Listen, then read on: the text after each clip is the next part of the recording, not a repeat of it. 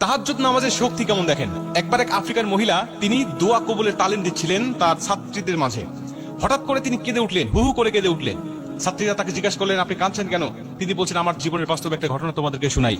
আমার একজন মেয়ে আছে, যেই মেয়েটা দেখতে খুব বেশি একটা ভালো নয়, কালো, তার গায়ের চামড়া কালো এবং দেখতে খুব স্মার্ট নয়, তিনি খুব স্বাস্থ্যবান। কিন্তু আমার মেয়ে মাঝে মাঝে বলে উঠতো, এমন চেহারার মেয়েরা আমাদের আফ্রিকায় তাদের মর্যাদা থাকলেও আরব বিশ্বে আরব যুবকদের মাঝে এই সমস্ত মেয়েদের কোনো দাম নাই, বা তারা কোনোভাবেই তাদেরকে পছন্দ করে না। তারা পছন্দ করে সাদা চামড়ার মেয়েরা এবং খুব চিকন হালকা পাতলা যারা, তাদের খুব পছন্দ করে।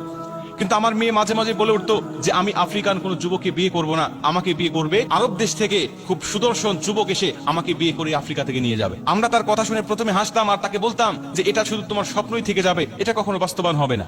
কিন্তু আমার মেয়ে মাঝে মাঝেই আমাদেরকে খুব দৃঢ় বিশ্বাসের সাথে বলতো যে হ্যাঁ, অবশ্যই আমার আল্লাহর কাছে আমি এই দোয়াটা করেছি, আল্লাহ অবশ্যই আমার দোয়া কবুল করবে। হঠাৎ করে কিছুদিন পরে দেখি আরব বিশ্ব থেকে একটা প্রস্তাব আসলো, যেই প্রস্তাবটা আমার মেয়ে শোনার সঙ্গে সঙ্গে প্রত্যাখ্যান করে দিল। তিনি রাজি হলো না, কারণ ওই পাত্র ছিল বয়স্ক এবং তার আগেও 3টা স্ত্রী ছিল। এজন্য আমার মেয়ে তাকে পছন্দ করলেন না, তাকে রিজেক্ট করে দিলেন, তাকে ফিরিয়ে দিলেন।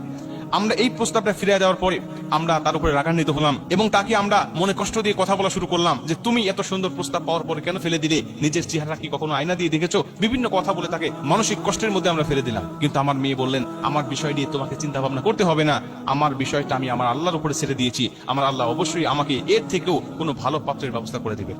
তিনি বলছেন, আমার মেয়ের এরকম কথা বলা দেখে আমরা মাঝে মাঝে অবাক হলেও আমরা ভাবতাম যে এটা কখনোই সম্ভব নয়, কারণ এমন মেয়ের জন্য এত সুন্দর সুদর্শন রাজপুত্র কখনোই আমার মেয়ের জীবনে আসবে না। শুধু আমার মেয়ে এটুকু বলতো তা নয়, তিনি ইঙ্গিত করে বলতো যে আমার জন্য যে যুবককে আল্লাহ বাজেট করে রেখে দিয়েছেন তার চেহারা হবে খুব সুদর্শন, তার চক্ষু হবে নীল, তিনি যুবক বয়সের হবেন, অতি বেশি বয়স তার হবে না, এরকম ভাবে তিনি ইঙ্গিত প্রদান করতেন।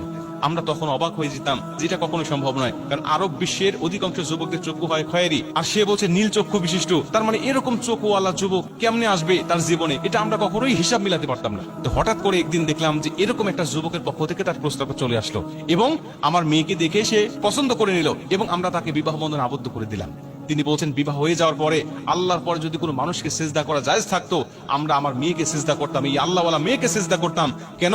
আল্লাহর সাথে তার সম্পর্কটা কত গাঢ় হয়ে গিয়েছে, আল্লাহর সাথে তার সম্পর্কটা কতটা কাছাকাছি হয়ে গিয়েছে যে আল্লাহ পাকের উপরে তার এতটা তাওয়াক্কুল, এতটা ভরসা ছিল। আমরা পরবর্তীতে মেয়েকে জিজ্ঞাসা করলাম, মা তুমি কিভাবে আল্লাহর কাছে চাইতে বলো তো দেখি, কিভাবে আল্লাহর কাছে দোয়া করেছিলে যে আল্লাহ তোমার দোয়াটা এরকম হুবহুব ভাবে কবুল করে নিয়েছে?